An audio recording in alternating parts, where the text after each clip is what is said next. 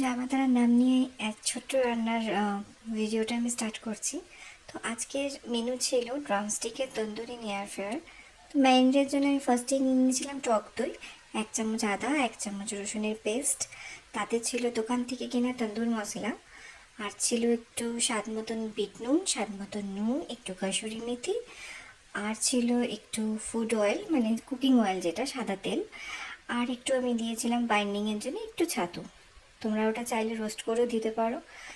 তো এইভাবে আমি পুরোটাকে ম্যারিনেট করে আমার হাতে 2 ঘন্টার মতন টাইম ছিল, তো সেটা আমি 2 ঘন্টার জন্য রেফ্রিজারেটরে রেখে দিয়েছিলাম।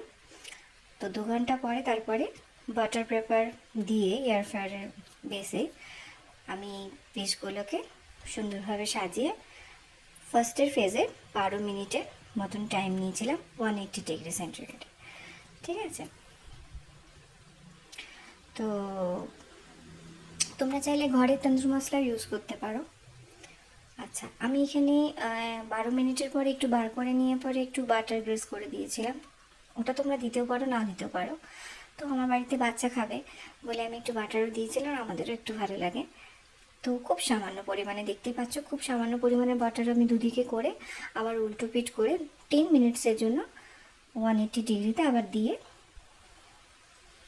বার করে নিলাম, আর একদম রেডি হয়ে গেল আমাদের ড্রামস্টিক তন্দুর নিয়ার ফেয়ার।